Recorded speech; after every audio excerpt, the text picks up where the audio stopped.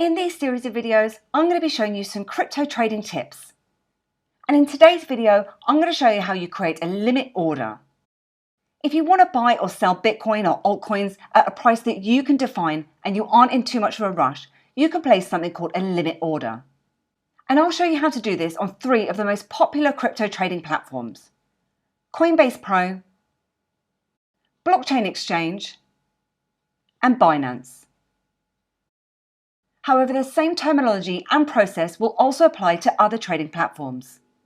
And I've created 4 tutorials of all of these, which you can find on YouTube and also on my blog, everybithelps.co.uk.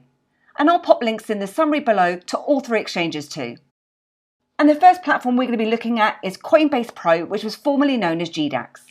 So over on the exchange, the first thing you'll need to do is deposit funds to trade with. And once you've got some available funds in your wallet, you're ready to trade.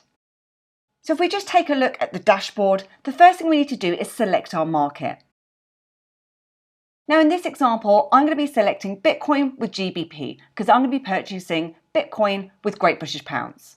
However, there are loads of other types of crypto pairs that you can select from the list. Then you have the option to either buy or sell.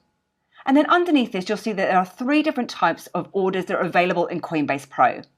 And they are market, limit, and stop orders. Today, we're going to be concentrating on limit orders, but I've also created videos on how to place market and stop limit orders. And the next thing we need to do is type in the amount of crypto that we'd like to buy or sell. And in this example, I'm going to be buying £30 of Bitcoin. Now that is the equivalent of about 0.0040 Bitcoin. So I'm just going to go ahead and type that in now. So that's the amount of Bitcoin that I'd like to purchase. Now the next field is the price that I'd like to buy it at, and you can check out the last trade price in the top hand section up here, or you can select one of the buy options from the bottom half of the screen of your order book, and that will automatically fill into your limit price.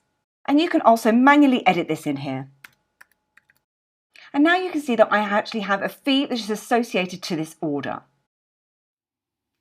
Now, the amount of commission fees that you pay on some exchanges will depend whether you are considered a maker or a taker of the market. And this will also depend on trading volumes too.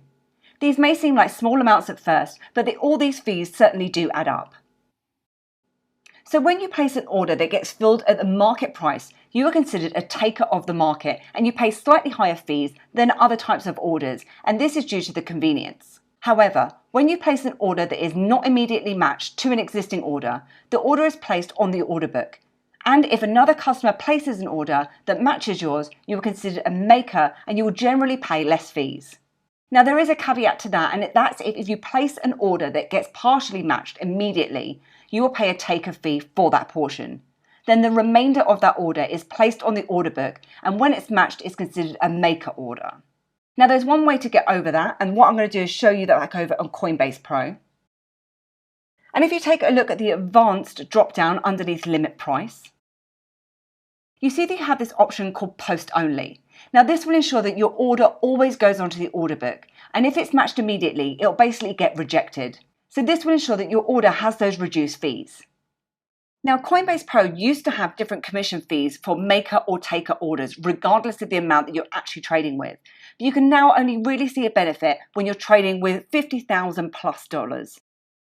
Now, back over to our Coinbase Pro order, you'll see here that under that Advanced tab, we have something called Time Enforced Policies. Now, these will provide guarantees about the lifetime of your order. So first up, you have Good Till Cancelled. This order will be placed on the order book and remain valid until you cancel it.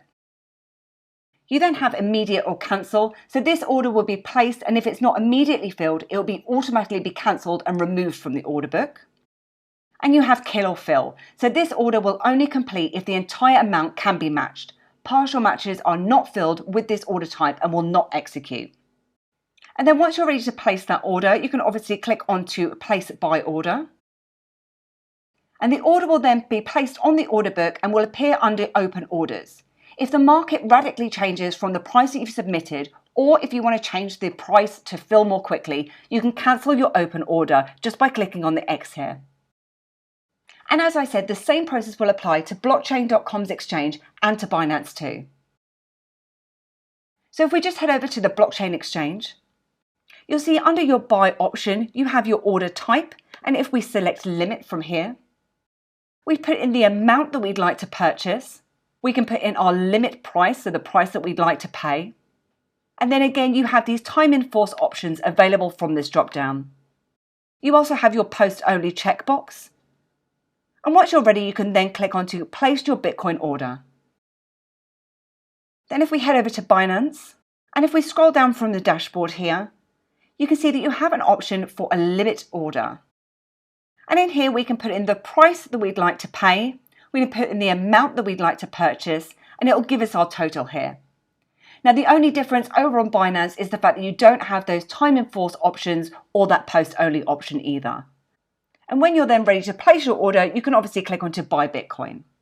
Once your order has been filled, you can then move your funds over to a secure wallet or bank account. Again, to withdraw from an exchange, I've created full tutorials of all the exchanges, and I'll pop links in the below for you guys to check out. And I hope you enjoyed this video today, and if you did, then please give me a like, hit the subscribe button, and please do head over to my website at www.everybithelps.co.uk for more tips, reviews, and step-by-step guides. Thanks, and I'll see you soon.